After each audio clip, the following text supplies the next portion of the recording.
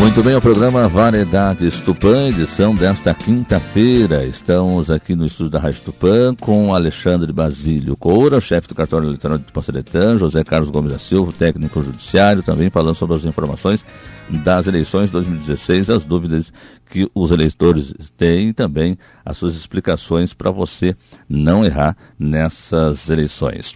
Bom, nós passamos o microfone para o José, para algo mais que ele queira salientar sobre as informações das eleições. Depois temos as perguntas dos nossos ouvintes aqui. Zé. Lembrar as pessoas, primeiramente agradecer o espaço.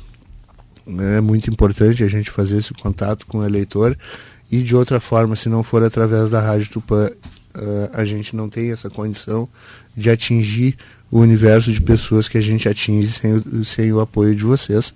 Então, nosso muito obrigado. Em segundo lugar, eu queria agradecer a toda a equipe do cartório eleitoral, os auxiliares de cartório, Angélica, o Rochinha, os auxiliares de eleição, a Lisliane, o João Jaques e a Chayane, que estão lá preparando as urnas com a gente.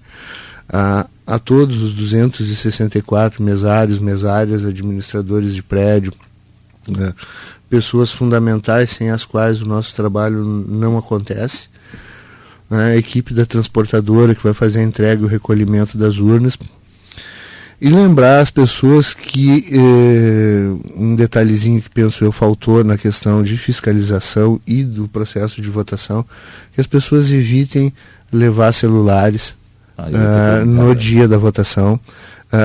Os fiscais, não precisa nem dizer que isso é terminantemente proibido.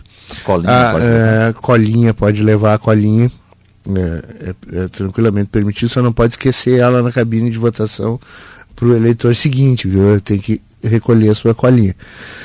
Evitem celulares, e as pessoas que forem à sessão eleitoral portando celulares, que façam a gentileza de deixar o equipamento com os mesários enquanto está votando e retira na saída. Eu falei anteriormente dos aplicativos da Justiça Eleitoral.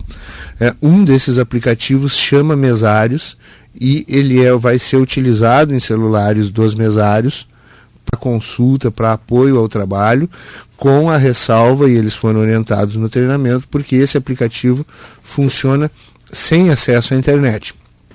Então, essa é uma das exceções, né? Os mesários vão ter nos celulares um aplicativo que facilita, de apoio ao trabalho deles, porém sem acesso à internet. Todos os demais, por favor, não utilizem.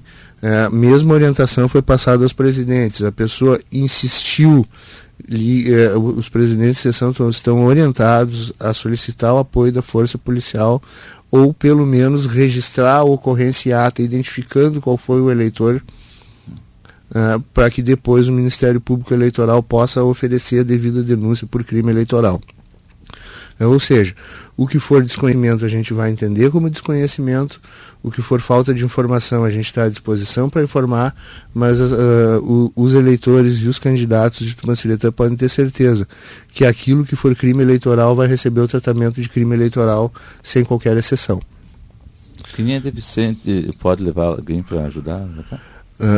A pessoa, qualquer pessoa pode receber ajuda se tiver dificuldade para votar. E se essa dificuldade for, exigir que ela tenha ajuda. O que não pode ocorrer é uma pessoa votar por outra. Isso é crime. Então, assim, ser ajudado é uma coisa, outra pessoa votar por ti é crime. Lembrando, crianças de colo. Crianças de colo não são crianças no colo. Tem gente que leva criança de 10 anos para a fila, quando chega na porta da sessão eleitoral, pega a criança no colo para tentar passar na frente. Os mesários estão devidamente orientados que há diferença entre o que seja uma criança de colo e o que seja uma criança no colo. A criança de colo não caminha, não consegue esperar sozinha e, via de regra, ainda está sendo amamentada. Mais um caso. Se a segunda pessoa apareceu com a mesma criança, não vai ser dado preferência, porque se tem mais de uma pessoa para segurar a criança, tem alguém para ficar cuidando da criança enquanto o outro vota. Então, assim, empréstimo de criança, como tentaram fazer na fila do cartório na biometria, se ali já não funcionou, nas filas das sessões eleitorais vai funcionar menos ainda o empréstimo de criança. Crianças não acompanham pais à cabine de votação, a menos que sejam crianças de colo. Crianças que conseguem ficar em pé, paradinha ali esperando, não vai na cabine de votação. Então, assim, por favor, não insistam. Quem é obrigado a votar? São obrigados a votar todos os eleitores maiores de 18 anos e menores de 70 anos. Esses são obrigatórios, esses têm o exercício do voto obrigatório. Quem não comparecer, quem não puder comparecer, tem 60 dias após a eleição para comparecer ao cartório eleitoral e fazer a sua justificativa, ou no caso de não ter uma justificativa prevista em lei, fazer o pagamento da multa, que é de R$ 3,51. A justificativa também pode ser feita na hora do voto lá? Desde que seja eleitor de uma outra cidade. Eleitores de Jari, por exemplo, justificam em Tupanciretã, eleitores de Tupanciretã podem justificar em Jari. O que não pode ocorrer é uma pessoa que vota numa seção da área rural tentar justificar seu voto no centro da cidade. Quando tu estás na mesma cidade onde tu vota, tu deve obrigatoriamente se dirigir à tua seção eleitoral e votar. Muito bem. Vamos às perguntas, ou o Alexandre quer fazer suas explanações aí? Bom, quero mais uma vez agradecer, usar as palavras do José e faço deles as minhas palavras, porque realmente o trabalho dos mesários é extremamente importante. Agradecer a toda a equipe, agradecer o apoio do juiz eleitoral, Dr. Marco Luciano Wester, da promotora, doutora Caroline, e das prefeituras. Então, porque a gente precisa, a justiça eleitoral depende também do apoio de outros órgãos, como por exemplo prefeitura e câmara municipal, e a gente utiliza a estrutura para que a gente possa montar os equipamentos e fazer a transmissão dos resultados das eleições. Queria conclamar e pedir que os eleitores participem realmente dessa festa democrática, mas com civilidade, com conhecimento das regras, respeitando a legislação. Quando a gente fala aqui dessas regras, a gente não fala porque a gente está interpretando ou porque a gente acha que deve ser. O que a gente fala aqui, a gente fala o que está realmente previsto em lei, como por exemplo o exemplo que o José citou a respeito da pessoa que insiste em fotografar o próprio voto. Isso a gente não está dizendo porque a gente acha que tem que ser assim. O próprio artigo 312 do Código Eleitoral, ele diz que cabe detenção de até 2 anos para aquele que viola o sigilo do seu voto. Então é uma interpretação que é feita hoje, mas está previsto em lei, então até 2 anos de detenção para aquele que fotografa o voto. Então entrou com o celular na urna eletrônica, e se o presidente de mesa, que tem a mesma autoridade que um juiz no dia da eleição, perceber que houve a fotografia do voto, ele pode sim chamar a brigada militar para conduzir aquela pessoa pelo flagrante do crime. Então evitem, se a gente quer uma civilidade, se a gente quer um país melhor, e se a gente critica tanto a corrupção e aqueles que não respeitam a legislação, por que a gente também não vai respeitar exatamente uma situação tão simples como a participação regular no dia do pleito, que é o dia mais importante para a nossa democracia, que é o dia que a gente vai escolher aquele que vai governar, aqueles que vão governar pelos próximos 4 anos. Então é isso, eu espero que todos participem, espero que a gente tenha baixas abstenções, que todos realmente votem, para que a gente tenha uma alta representatividade, espero que haja interesse da população e que tudo transcorra na mais absoluta calma. Lembrando que o José falou que todas as pessoas, depois do processo biométrico, todas as pessoas votam ao lado de casa. Então muito cuidado com o transporte de eleitores, porque esse transporte não tem necessidade de acontecer. E o transporte de eleitores no dia da eleição, ele é crime, também previsto na Lei 6.091.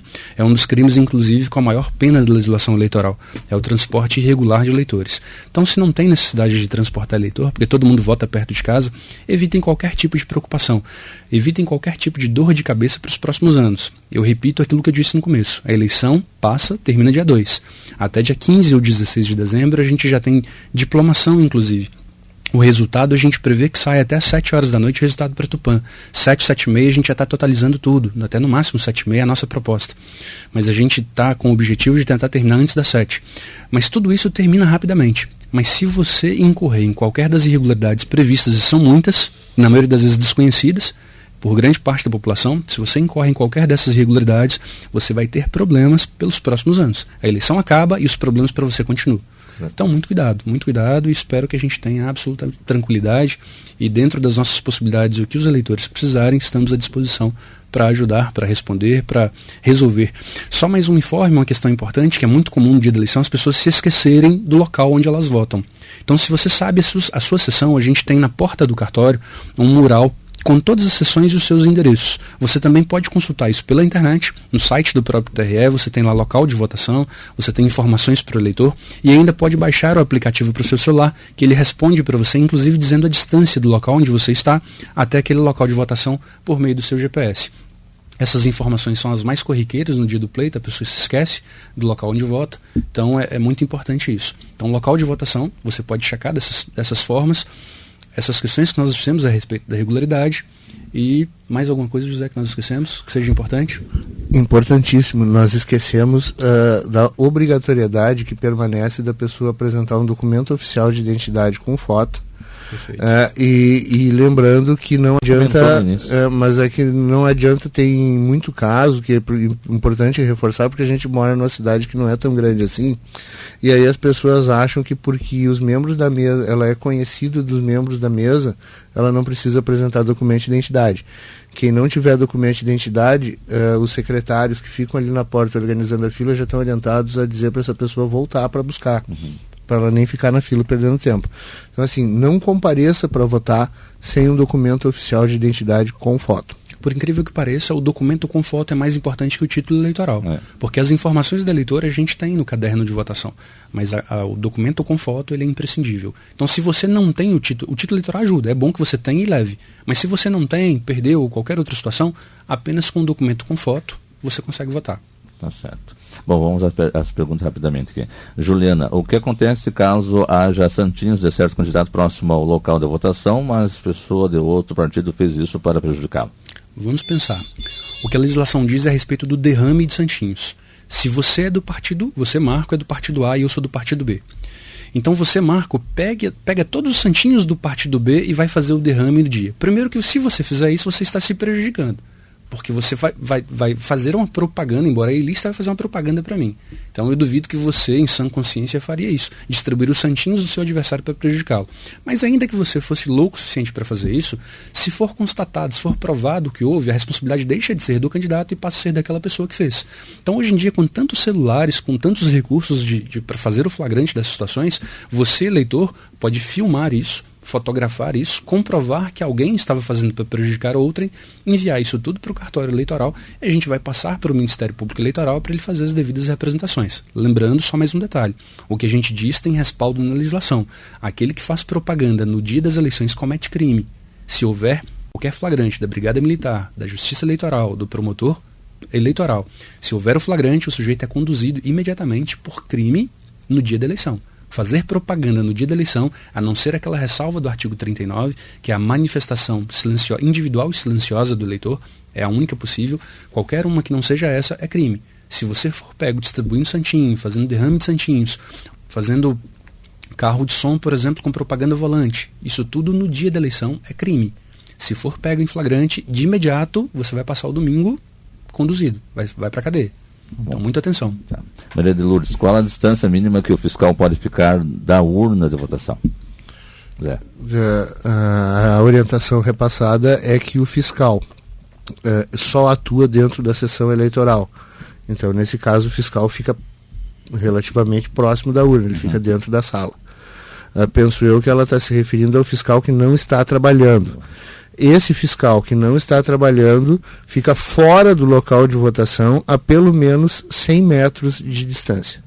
Né? Então, assim, não há possibilidade de ter um fiscal lá dentro da sala trabalhando normalmente e o seu substituto estar sem trabalhar, circulando pelos corredores da escola, pelo local de votação. Nesse caso, ele vai sair do local de votação e vai ficar a pelo menos 100 metros da entrada. Só uma consideração muito importante a respeito disso. Existem momentos específicos onde o fiscal deve estar de frente da urna. Por exemplo, o momento do início, quando vai ser impressa a comprovação de que está zerada a votação para todos os candidatos, que é o que a gente chama de momento da zerésima. Nesse momento, os fiscais podem estar ali de frente da urna, porque ele tem que fiscalizar esse momento. Claro. No fechamento é a mesma coisa. Quando vai fazer o encerramento da urna, que vai ser impresso os boletins de urna específicos para cada determinado fim, nesse momento ele também deve estar de frente fiscalizando o processo, para que não haja qualquer tipo, não seja comprometida a eleição. Claro. Fora isso, enquanto qualquer eleitor estiver votando distante, ele não pode quebrar o sigilo do voto, ele não pode acompanhar o eleitor até a cabine de votação, ele não pode conversar, nem sequer conversar com o eleitor a respeito de eleições. Então é muito importante que seja dado esse informe, porque a gente sabe que esses são os maiores problemas no dia do pleito, para que os mesários consigam disciplinar aquele momento. Esse é um dos grandes desafios. Os fiscais insistem em agir de forma irregular. Francelli, perdi meu título, posso tirá-lo a segunda via? O que tenho que levar? Quais os horários de atendimento?